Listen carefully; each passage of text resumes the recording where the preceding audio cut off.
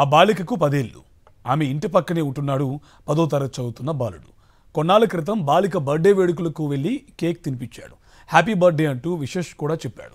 పుట్టినరోజు శుభాకాంక్షలు చెప్పిన అతడే ఆ బాలిక ప్రాణం తీశాడు. అవును, ఒకసారి కాదు, 2 సార్లు కాదు, 21 సార్లు కత్తితో పొడిచి చంపేశాడు. కూకట్పల్లిలో బాలిక సహస్ర మర్డర్ కేసులో బయటపడ్డ సంచలనాలు బిడ్డలున్న ప్రతి తల్లిదండ్రుని కలవరానికి గురిచేస్తుంది. అతను 10th క్లాస్ విద్యార్థి. తరగతి గదిలో పాఠాలు నేర్చుకోవలసిన పిల్లోడు పక్కదారి పట్టాడు. స్మార్ట్ ఫోన్లో నిత్యం గడిపాడు. పుస్తకాలతో కుస్తీ పట్టాల్సిన వయసులో క్రైమ్ థ్రిల్లర్ వెబ్ సిరీస్లు, క్రైమ్ కంటెంట్ చూశాడు. అలా చూసి చూసి కరుడుగట్టిన నేరస్తుడి కంటే మిన్నగా నేరాలోచన చేశాడు. అసలు పోలీసులు ఊహించనంత స్కెచ్ వేశాడు. బాలుడి క్రైమ్ స్టోరీలో ట్విస్ట్లను చూసి పోలీసులే షాక్ అయ్యారు. కొన్ని రోజులుగా తెలుగు రాష్ట్రాల్లో సంచలనంగా మారిన కూకట్పల్లి 10 ఏళ్ల బాలిక సహస్ర మర్డర్ కేసు మిస్టరీ వీడింది. ఇంటి పక్కనే ఉండే 10th విద్యార్థే సహస్రను చంపాడన్న నిజం బయటపడింది. కేవలం బాలిక సోదరుడి వద్ద ఉన్న ఖరీదైన బ్యాట్ నచ్చడం, అది దొంగిలించేందుకు వచ్చి సహస్ర కంటపడ్డాడు. అంతే, తన నేరం ఎక్కడ బయటపడుతుందోనని వెంట తెచ్చుకున్న కత్తితో సహస్రను చంపేశాడు. చదివేది 10వ తరగతే అయినా ఆ విద్యార్థి ఆషామాషిగా చోరీకి వెళ్లలేదు. పక్కా స్క్రిప్ట్ రాసుకుని మరీ బ్యాట్ కోసం బాలిక ఇంట్లోకి వెళ్లాడు.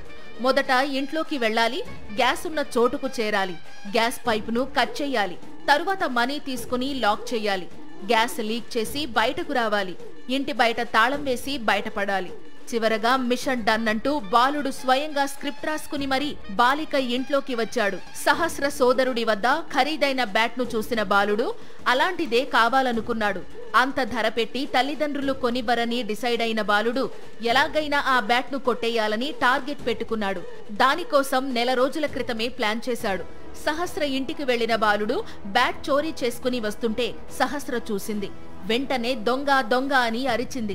వెంటనే బాలికను బెడ్రూంలోకి తోసి ఆమెపై కత్తితో దాడి చేశాడు బాలుడు. ఒకసారి కాదు, 2 సార్లు కాదు, 21 సార్లు సహస్రను కసి తీరా పొడిచి చంపేశాడు. సహస్రను చంపేశాక తాను ఎక్కడా దొరకకూడదని ప్లాన్ చేశాడు. పోలీసులు 3 రోజులు జల్లెడ పట్టినా ఎలాంటి క్లూ దొరకలేదంటే బాలుడి క్రైమ్ మైండ్ సెట్ ఎలాంటిదో అర్థమవుతోంది. నిందితుడికి ఓటీటీలో క్రైమ్ సినిమాలు, సీన్లు చూసే అలవాటు విపరీతంగా ఉంది. ఇలాంటి సీన్లను చూసే సహస్రను చంపేసి పోలీసులకు దొరకకుండా తప్పించుకున్నాడు. హత్య చేశాక కత్తిని సహస్ర ఇంట్లోనే కడిగాడు నిందితుడు. తన ఇంట్లోకి వస్తూ బయట ఆరేసిన తన డ్రెస్సును వేసుకుని వచ్చాడు. ఇంట్లోకి వచ్చాక రక్తపు మరకలు ఉన్న బట్టలను నేరుగా వాషింగ్ మిషన్ లో వేశాడు. తల్లికి అనుమానం వస్తే ఏవేవో కట్టుకథలు చెప్పి ప్రామిస్ చేసి నమ్మించాడు. ఏమాత్రం డౌట్ రానియకుండా పోలీసులను 3 రోజులు ముప్పతిప్పలు పెట్టిన బాలుడు చివరకు దొరక్క తప్పలేదు. విచారణ సమయంలోనూ బాలుడు పోలీసులను తప్పుదారి పట్టించాడు.